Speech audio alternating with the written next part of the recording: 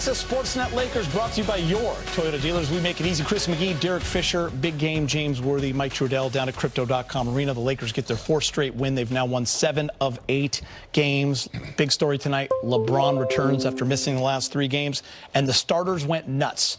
They scored 137 of the 142 points, and the 3-ball continues to fall. They hit 17 of those for 47%. I want to show you guys the standings, because with a win tonight, the Lakers move into 3rd in the Western Conference.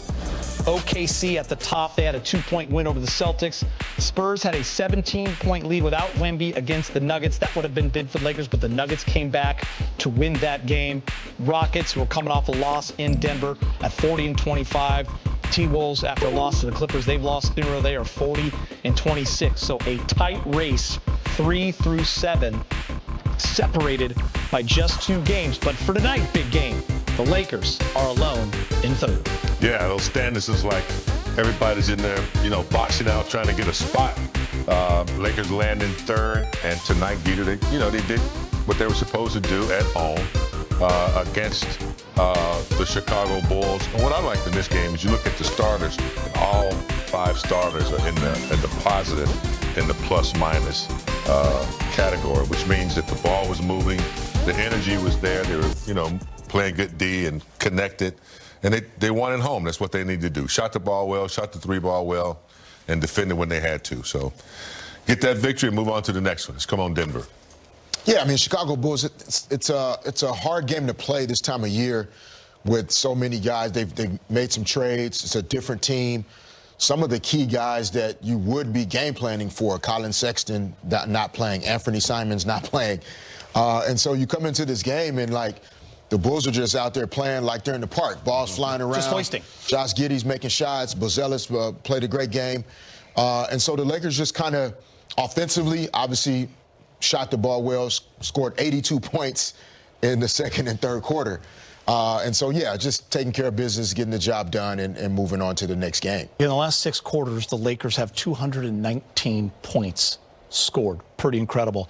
It starts with Luka Doncic, guys. In the first half, he had 24, 8 rebounds, and 4 assists. And he ends up with his first 50-point game in a Laker uniform. He went for 51, 10, and 9. Just 1 assist shy of a 50-point triple-double. He joins the club. Kobe Bean did it 25 times. LeBron 3, Shaq 2, AD 2, and then you see the rest. Ced, AR, and Luka. Luka has done it now 8 times in his career. He did it with 9 threes, which gives him 208 on the season. So with 16 games left, he's chasing D'Lo now, who is the single season leader at 226. So he's all but assured to pass that if he keeps up at this rate. Really incredible big game. The way he set the tone, he found his 3-ball, 9 for 14 from deep. Yeah, Gita, he's the metal lemon of the Lakers. He gets it going for everybody, He's just a phenomenal and controls the pace of the game and, dictate what the defense does a lot of times, the way he navigates, and all in first gear. You hardly ever see him get out of first or second gear, and he's able to get his shots off and make passes. Just a phenomenal player. I've seen some great players in my career. He's one of the best. Yeah, I mean, to me, he scored, 46 the last time the Lakers played? Yeah, can I tell you what he's done in the 2 games against the Bulls, Fish? 107 points. Yeah. 21 assists and 17 rebounds. Yeah. That's in 2 games against the Bulls. It's almost like 2 fighters in a boxing match, and, one guy knows, he's just better than the other guy. He can't get a jab in. He can't get a body shot in. Rui, that group had a negative net rating, and there was a lot of talk about, can that group play together? Well, no Marcus Smart tonight. Rui's back in that starting lineup, and here's what they did. They all were in double figures. Rui, 6 of 10, 3 of 5 from 3 for 15 points. He was efficient. LeBron in his return, 7 of 13 for 18 points. Austin Reaves continues to be on a heater. He was 13 of 20 for 30. And how about DA? 23 points on 10 of 13. He had 10 rebounds, 6 of those offensive. Pretty special night for the starters right there. 137 of the 142 points.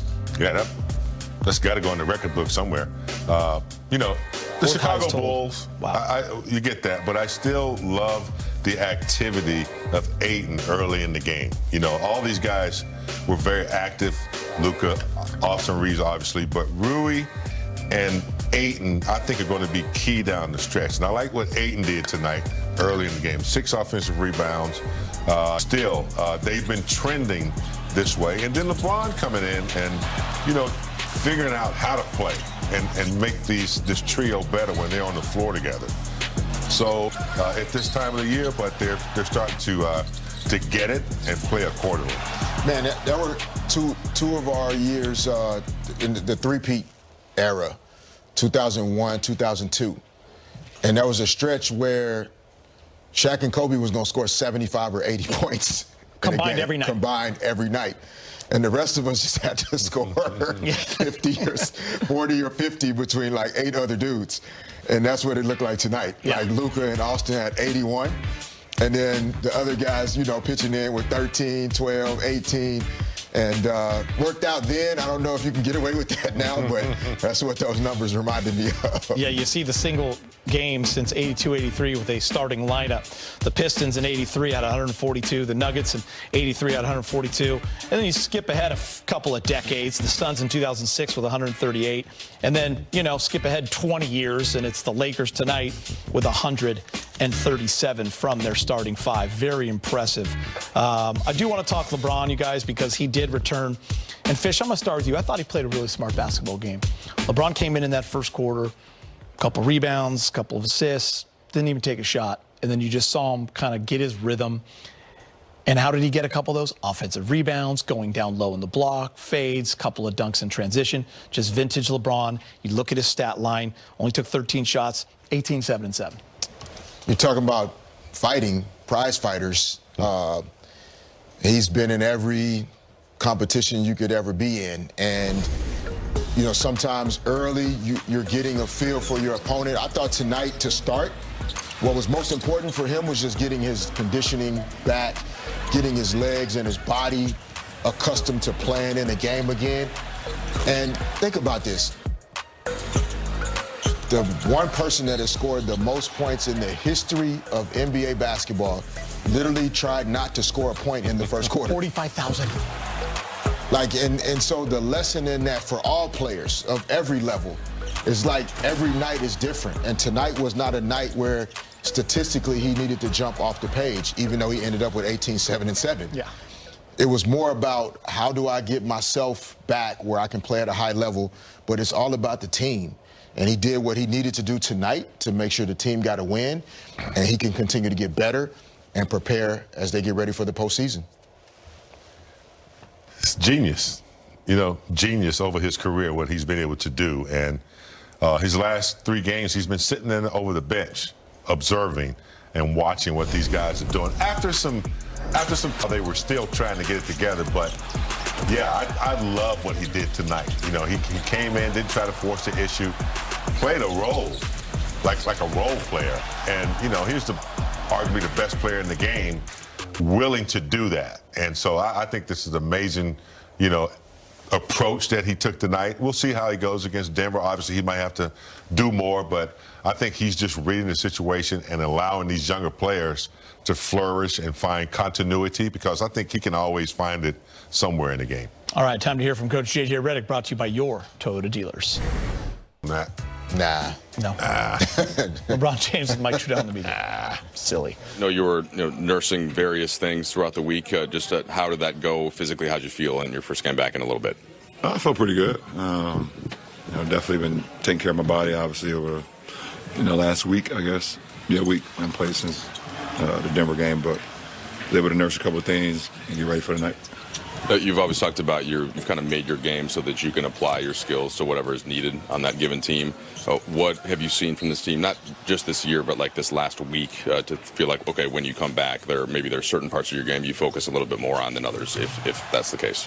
Well, obviously, like you said, I'm able to adapt to whatever needs from the team. And with Jackson, with Maxey being out, two of our really good screen setters, and Jackson, one of our best rollers. So I feel like that's a void that I could implement myself into to help the team. While Jackson's out, Maxey's out. So Just try to do that, allow AR and Luka to continue on the things that they've been doing, obviously, with ball handling, scoring, pick and roll play, and then, just trying to help with the glass, continue to, I'm always pass the ball, so I'm not worried about that, and should be a little bit more active. JJ termed it sacrifice by you playing this role. Does it feel like sacrifice, or is it kind of catering your game in a way that can, benefit others? Benefit others, benefit the team. The team is most important. If everybody's successful when we win. So, yeah, it is some sacrifice. I know what I'm capable of still doing as an individual, but what's important for this team, I'm able to adapt to what's important for this team, and that's the only thing that matters, and the win is the only thing that matters. What did you see from watching this team the last 3 games, especially against New York and Minnesota, where you were like, once I get back out there, I know exactly what I can do? I just think we play good basketball, obviously. Before even tonight, we won our last 6 out of 7, so only just the previous 2 games, but we've just been playing complementary basketball. Like I said, it's been AR and Luka has been obviously offensively been magical and dynamic, but the rest of the guys, their energy and their effort, DA has been unbelievable as of late. Obviously, M-Dot was out tonight, but Marcus has been great. Everybody was getting an opportunity, just been playing at a high level. And like you said, that Knick game and Minnesota game was just another bit of it. You guys, you can't win championships or playoff series in the middle of March, but I'm just curious, how encouraged are you by some of the habits and the consistency? Yeah, you can build habits, though, like you just said. You can build habits, you can build chemistry, you can build a way how you want to play when it comes to the postseason. So, every game matters, and the way that you approach the game matters, and the details of approaching every night. Have you seen that focus tick up there, like that every game type of focus? It's mid-March. Postseason is in a month, so it has to be. Ron, you posted something on your Instagram recently. It was a quote, and it said, "Everything is a win when the goal is to experience." I'm wondering if you could elaborate a little bit on why that resonated with you, and if that's a mindset that you've had throughout your career. Yeah, that's just a mindset. It's just a mindset, and it's something that when I read it was pretty cool, and I thought about just being in the moment of experiencing things. Why is that experience, I guess, more important than the tally at the end of the day? What do you personally, it feels like you're someone who's able to sort of live in the moment and focus on the moment at hand. Why has that been important to you, I guess, in your career? I think as you get older, you appreciate the moment more than anything. I think when you're younger, you're thinking about what you've done in the past or what's to come in the future. But the only thing that we know for sure that's happening is the moment. When you get older, you appreciate those things. Having a big family, having my 3 kids, appreciating those moments every time I'm with them, or appreciating the time I spend with my mother and time with my wife, and so you start to appreciate a little bit more of the moments because you just become older, you become a little bit more wise, so I think that's what it's about. Our panel of experts break down the day's matchup. He's proven to be a threat offensively. I love that little mid-range game. Very impressed. And after the final buzzer, head back to the studio for post-game reaction, highlights, and interviews. When you got the size advantage and the skill advantage, you take over, and that's what he did tonight. Access Sportsnet Lakers, pre- and post-game coverage on Spectrum Sportsnet.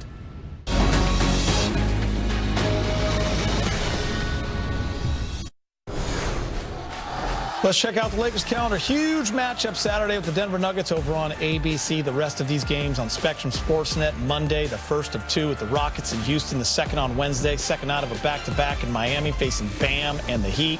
The Florida trip continues in Orlando on the 21st. Austin Reaves with Mike in the Media. LeBron is currently praising you for your 5,000 points, Austin, and as we know, you're not going to accept this type of talk about yourself at all. So let's just get it out of the way and do a quick short answer. Yeah, Luka had a good game. We thought we played good as a team. Yeah, I don't know. That's kind of what I expected, yeah. Okay, I'll ask you about Luka then. So the points have been coming at a specifically high frequency, and the efficiency has been up there for him. I think since the All-Star break, he's shooting 42% on 11 threes a game at that high volume. And how much have you seen him grow with the rhythm, and how much does that continue to unlock things for you guys? Yeah, he's our best player, and when he plays like that, we're tough to guard because, his ability to make shots, and not just that, but pass the ball as well. He picks apart defenses, and pretty good player, and he needs to continue to do that for us. We expect him to do that. Obviously, not score 51 every night, but yeah, the type of player he is, he can get hot after seeing one shot go in, and they've been going in for him. So we continue to encourage him to shoot them. We saw LeBron doing things like setting a bunch of screens tonight, playing along the baseline, just defense, kind of doing big athlete stuff. Saw a lot of that too last year after you guys acquired Luka. What JJ called it sacrifice, but he's able to kind of do what is needed. What did you make of that, and how key could that be as you get down the stretch here? Yeah, he's one of the smartest guys to ever play the game of basketball. So his ability to adapt and to figure out what the game needs is second to none. I think that, like you said, he was in a couple ball screens where he got behind the defense, was able to finish. He got a couple offensive rebounds. I think one for an and one. But yeah, just when you got a player of that stature is willing to play the way that the game needs him to play, it just shows how selfless he is, and just is a leader by example for everybody in this locker room. We caught on camera you guys have a new handshake. You guys were pinky swearing. I don't know where that came from either. We've been doing it all year, actually. Really? Yeah, I think it started in Milwaukee or somewhere. It was early. Half the time, me and him were too tired to even do anything, so we just walked by each other. But yeah, we've been doing that for a while. Who came up with that one? I think it just happened randomly. I think I seen him do something else with somebody, then I was just messing with him, and it kind of stuck. Austin, I remember a moment from I think it was your second season, maybe here in the locker room, where LeBron was like, "You're a star, man." It was like after you had a big performance, and I remember you saying, "Fake it till you make it." Are you starting to feel more comfortable, like embodying the fact that you're a star with a capital S? Nah, not really, to be honest with you. It still feels weird. I obviously have delusional confidence in myself when it comes to basketball.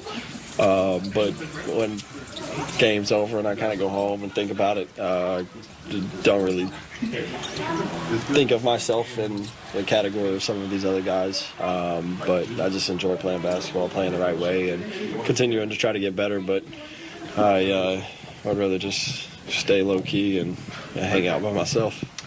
But doesn't being great at other sports make you believe that more? You're great at baseball as a kid. You're great at golf now. It's kind of hard to deny it. You said I was great at baseball. I interviewed you your rookie year. You guys won every state championship and regional championship when you were a kid. We had a good team. Yeah. Yeah, we had a good team. I'm a solid golfer. I have a decent ability to play sports. Luka can't beat me in bowling. There we go. Y'all need to ask him about that. Hand-eye coordination. My parents, genetics were really good. Me and my brother both. Played ping pong, all that. So I just love to compete and play different sports. Still to come on Access, DeAndre Ayton dominant down low for the Lakers, 23 points, 10 boards. Lakers have now won 7 of the last 8 games. We're back with more after the break.